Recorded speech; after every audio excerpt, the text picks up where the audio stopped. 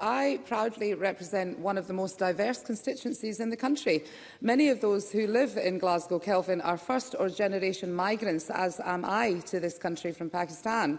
And our diversity is far from a weakness, it is our strength. It is part of Scotland's rich tapestry. Scotland, like the UK in general, is an ancient migrant nation.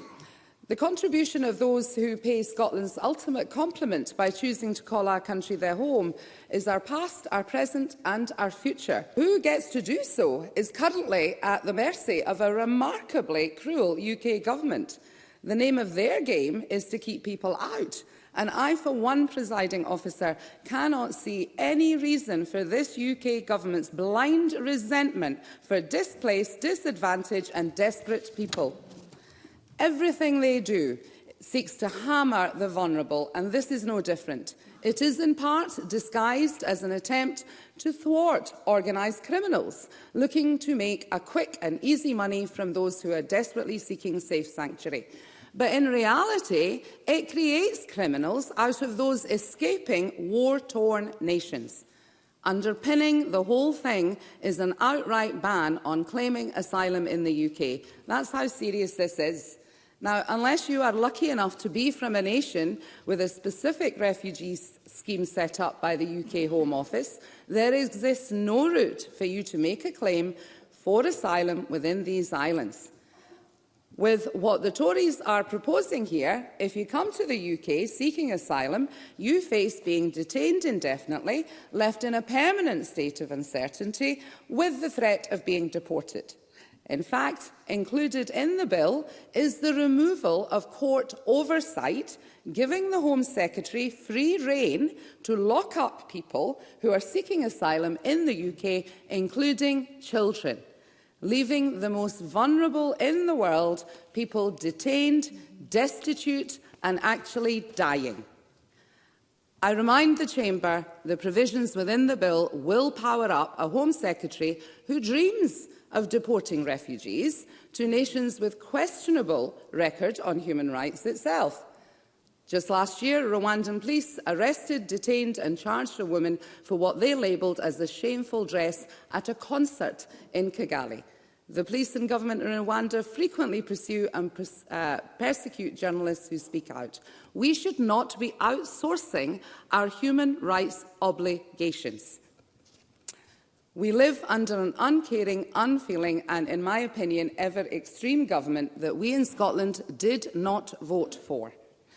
During recess, I met with the Women's Integration Network in my constituency and heard from a number of refugee women and asylum seekers who are faced with the many challenges the current UK's immigration system presents them with. Asylum processes taking far too long. Those who are appealing decisions are served eviction notices. Where do they go? And some of those people who have been served the notices actually leave prior to that deadline. Where do they go? This is, in my opinion, enforced destitution. In addition, those seeking asylum are not permitted to work in the UK at any point, unlike in other countries, USA, Canada, Germany, Australia and many other nations. They have to live off £6 a day. How many of us in this chamber spent that very shortly after leaving the House, probably? This is all part of the Tory government's hostile environment approach to how they deal with people who arrive here from elsewhere.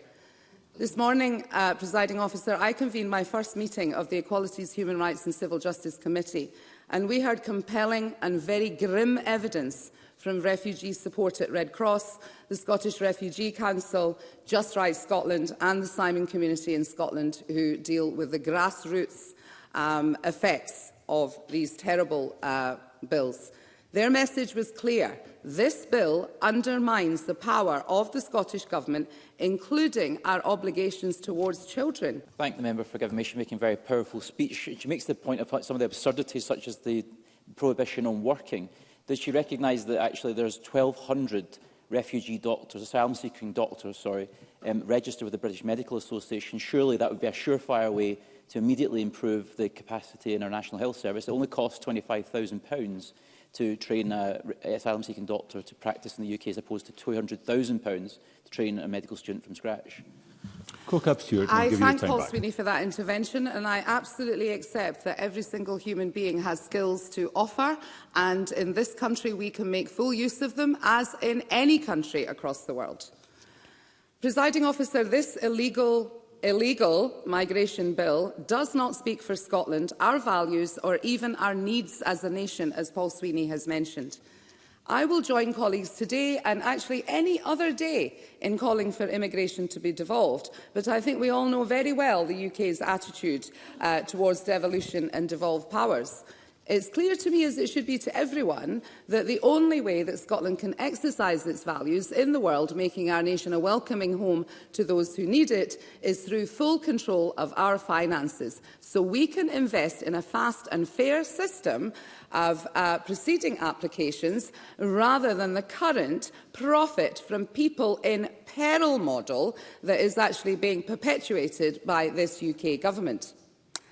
The bill that we're debating today, Presiding Officer, is happening now, and it must be stopped now, and I am glad to hear from the Cabinet Secretary that the Scottish Government will be doing everything it can to challenge this bill. It breaks many of the UK's obligations under the ECHR rights, as well as the UNHCR Refugee Convention. It would be more suitable, as I said earlier, if it was actually just called the illegal migration bill. To finish, Presiding Officer, I make this plea directly to the Tory benches in this place. Make your voice heard. You know this bill is wrong. It's morally wrong, it's legally wrong, and it's ethically wrong. So don't sit there meekly and nodding along to what your London bosses are doing. Stand up to it. And my challenge to Douglas Ross is whip your MPs to vote against the bill when it comes to the Commons for its third and final reading. And to all other Tory MSPs, speak out. Encourage your colleagues south of the border to put a stop to what is proposed in this legislation. To do nothing is to support this bill, and your silence gives consent. Send a message. This place does not consent to this illegal migration bill. Thank you, Presiding Officer.